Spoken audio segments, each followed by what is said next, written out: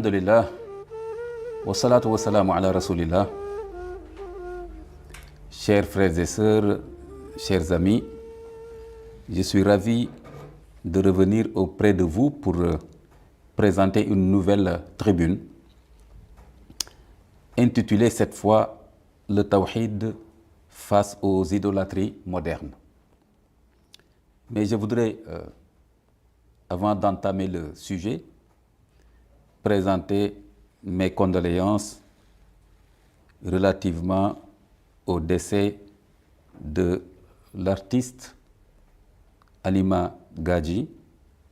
Je présente mes condoléances à toute l'équipe de Even Prod, mais à tout le Sénégal. Et nous invoquons Allah subhanahu wa ta'ala pour qu'il déverse, pour qu'il l'enveloppe de sa compassion et de sa miséricorde et de son pardon. Amin. Alors, le tawhid face aux idolâtries modernes. Le dogme immuable de l'islam est la ilaha illallah. Il n'y a de Dieu, il n'y a de divinité qu'Allah subhanahu wa ta'ala. On peut aussi traduire il n'y a de Dieu hormis Allah subhanahu wa ta'ala. Ce dogme implique la négation, la ilaha. L'expression de ce dogme de l'islam commence par une négation, la ilaha. Il n'y a de divinité et c'est ensuite que vient l'expression affirmative qui affirme que seul Allah subhanahu wa ta'ala est la divinité. Avec, si vous voulez, LA en majuscule. Cette expression commence donc par la négation, par le rejet, par l'opposition à toute fausse divinité, pour après affirmer la foi à la vraie et unique divinité, Allah subhanahu wa ta'ala.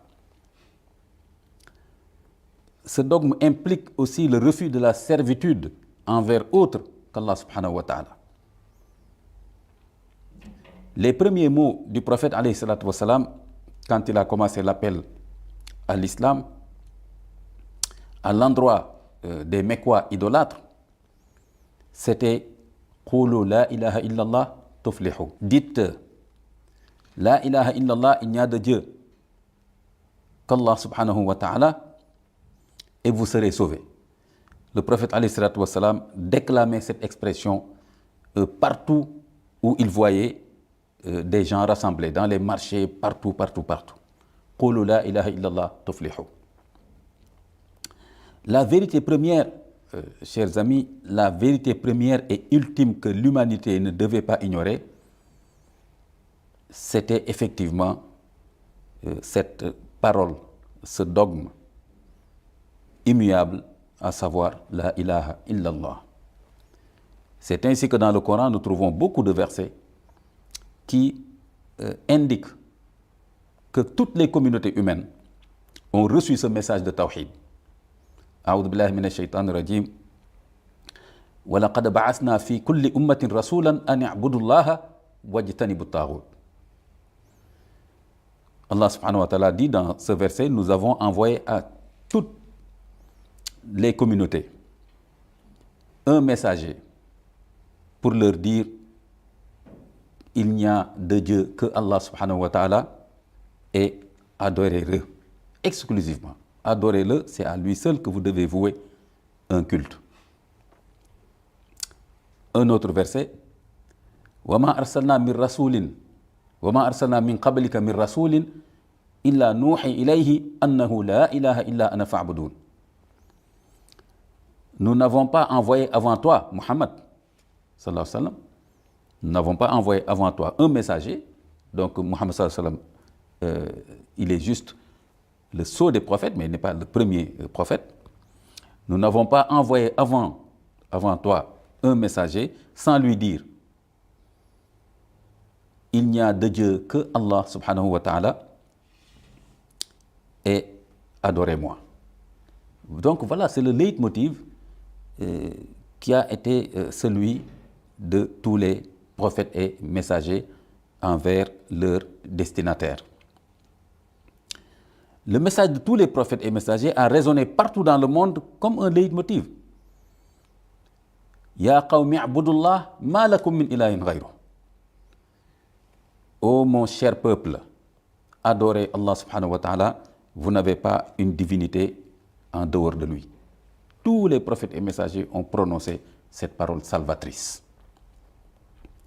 Le sceau des prophètes, alayhi salatu wassalam, a trouvé la Mecque remplie d'idoles, sous forme de bois, de pierre et de métal. Et ironie du sort, plus de 300 dans la Kaaba, la maison de Dieu, qui justement a été édifiée par Ibrahim, assisté de son fils Ismaïl, pour témoigner de l'unicité d'Allah subhanahu wa ta'ala. On y trouvait des statuettes, Manata, Lata, Uzza, etc., etc. Des sacrifices, des offrandes, des invocations étaient offertes à ces fausses divinités et les idolâtres les considéraient comme leurs protecteurs et plaçaient leur confiance en elles. De même que les idolâtres mécois pouvaient sacrifier leur vie pour défendre ces fausses divinités et pouvaient s'en prendre à toute personne qui remettait en cause justement le statut de divinité de ces statuettes.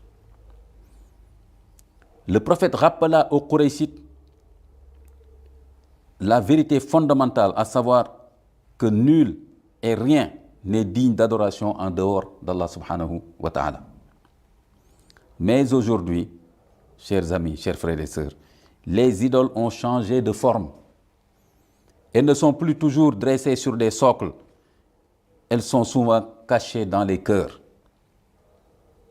Chers frères et sœurs, chers amis, il est décisif de comprendre qu'en islam, l'idolâtrie, le shirk, ne se limite pas au fait de se prosterner devant une statue. C'est révolu. Sauf dans quelques contrées encore dans le monde. Le Coran nous enseigne que tout ce qui prend la place d'Allah subhanahu wa ta'ala dans nos priorités, nos peurs, notre amour, notre obéissance, nos espérances et autres, peut devenir une idole. Y compris le culte de nos passions ou de nos mauvais penchants, le hawa nafs, ce que le Coran appelle hawa nafs. À ce propos, Allah subhanahu wa ta'ala nous dit dans le Coran, فَأَمَّا مَنْ خَافَ مَقَامَ رَبِّهِ وَنَهَى النَّفْسَ عَنِ الْهَوَى فَإِنَّ الْجَنَّةَ هِيَ الْمَأْوَى. Et qui craint le jour du jugement dernier et par voie de conséquence freine ses mauvais penchants, hawa nafs, ses passions, alors aura pour séjour le paradis. Donc vous voyez que la condition d'accès au paradis, c'est de freiner ses passions, c'est de freiner ses mauvais penchants. وَأَمَّا مَنْ خَافَ مَقَامَ رَبِّهِ وَنَهَى النَّفْسَ عَنِ الْهَوَى فَإِنَّ الْجَنَّةَ هِيَ الْمَأْوَى. Un autre verset nous dit Inna nafsa la ammaratum bisu. Cette parole est celle prononcée par cette femme prise au piège de l'amour sans limite envers le prophète Youssouf et qui a essayé de le tenter, de le séduire et qui finalement va avouer, n'est-ce pas? Mais cette femme reconnaît que c'était sous l'emprise de la passion. Et le Coran, effectivement, affirme cette vérité. Le nafs, l'âme charnelle laissée à elle-même, conduit l'être humain à la transgression, au péché.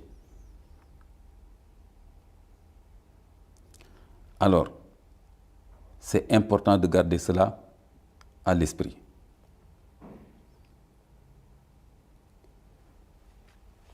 C'est pourquoi Allah subhanahu wa ta'ala nous dit aussi encore dans cet autre verset Afara'ayta man ittakhadha ilahahu hawa. C'est un verset décisif sur la question de l'idolâtrie, qui ne se limite pas seulement à se prosterner devant des statuettes, devant des arbres, devant le tombeau des ancêtres, etc., etc. Afara'ayta man ittakhadha ilahahu hawa. Vois-tu, sais-tu qu'il y a quelqu'un qui prend ses passions comme divinité, donc qui obéit absolument à ses passions. Donc vous voyez qu'obéir à ses passions relève aussi d'une forme de shirk, parce qu'on divinise ses passions. Plaise à Allah subhanahu wa ta'ala de nous en préserver. Parmi les idolâtries modernes, on peut citer l'idolâtrie de l'argent. Lorsque la richesse devient un but ultime, au point de justifier l'injustice, la fraude ou l'oubli d'Allah subhanahu wa ta'ala, où on n'a même plus le temps de vouer le culte prescrit à Allah subhanahu wa ta'ala, parce qu'on est pris au piège de la course vers le toujours plus. Alhaakumut takasur hatta zurtumul maqabir. Le toujours plus, maintenant, beaucoup et tout de suite. Ce sont des idoles. Toujours plus, maintenant, beaucoup et tout de suite. L'idolâtrie du statut social et de la célébrité, ainsi que du buzz. Chercher la reconnaissance des gens plus que l'agrément d'Allah subhanahu wa ta'ala, c'est aussi tomber dans le piège de Hawan Nafs. C'est tomber dans le piège de l'ostentation au détriment de la sincérité et de la crainte d'Allah subhanahu wa ta'ala. C'est pourquoi l'on comprend mieux, avec tout ce qui se passe maintenant dans le monde moderne, les préoccupations prémonitoires du prophète alayhi salatu wassalam, quand il a dit dans le hadith qui nous a été rapporté, أخوف ما أخاف على أمتي الشرك الأصغر قيل وما الشرك الأصغر يا رسول الله قال الرياء. Une fois, le prophète alayhi salatu wassalam a dit devant ses compagnons, une des choses que je redoute le plus pour vous, c'est-à-dire après moi, c'est le shirk, donc l'associationnisme mineur, al-shirk al-asghar. Effectivement, il y a des degrés et des niveaux dans le shirk. Et les compagnons de lui demander, mais c'est quoi le shirk al-asghar? L'associationnisme, l'idolâtrie mineure. Et le prophète de répondre, l'ostentation, ariya, ou bien en termes plus simples, le voyez-moi. Et par extrapolation, les ulémas ont rajouté aussi as-sum'a, entendez-moi, voyez-moi. Quand on est soumis au voyez-moi, entendez-moi, eh bien, voyez-moi et entendez-moi deviennent des idoles que l'on adore. On est prêt à tout pour être entendu, pour être vu. L'idolâtrie du pouvoir politique. Chercher à arriver au pouvoir par tous les moyens, à le conserver par tous les moyens et à le reconquérir quand on le perd par tous les moyens, c'est aussi une forme d'idolâtrie. Parce qu'on est en train de vouer un culte au pouvoir en tant que tel, alors que le pouvoir devrait être qu'un moyen et ne peut pas prendre le dessus sur la dignité humaine et sur la crainte de Dieu et sur la recherche de l'agrément d'Allah subhanahu wa ta'ala. L'idolâtrie du plaisir et du désir à travers une sexualité débridée et une explosion de la pornographie. L'idolâtrie de la technologie ou de la science, croire que tout peut être maîtrisé sans Allah subhanahu wa ta'ala. Au lieu de faire de la technologie un moyen, la technologie finit par devenir une fin en soi. Et bonjour les dégâts. On le voit aujourd'hui avec les technologies de l'information, où certaines informations, entre guillemets, sont en train de détruire des vies, en train de créer des conflits entre les personnes appartenant à une même communauté, un même quartier, une même famille, mais entre pays différents, etc., etc. Et de façon instantanée, avec une ampleur inédite. L'idolâtrie de la victoire. Quand soulever un trophée devient une obsession jusqu'à conduire à des discours conflictuels et loin de l'esprit de fraternité, justement qui est le fondement, en vérité, du sport. L'esprit de beauté, de fête, de fair play, qui est en train de partir en cacahuète en face, justement, de discours de haine, de division, de conflit, parce que tout simplement la victoire est érigée en divinité. Il faut gagner coûte que coûte. Et la défaite est considérée comme une humiliation. Ce qui n'est pas conforme à l'esprit du sport. Ces idolâtries sont dangereuses car elles ne semblent pas religieuses, mais elles éloignent le cœur du tawhid.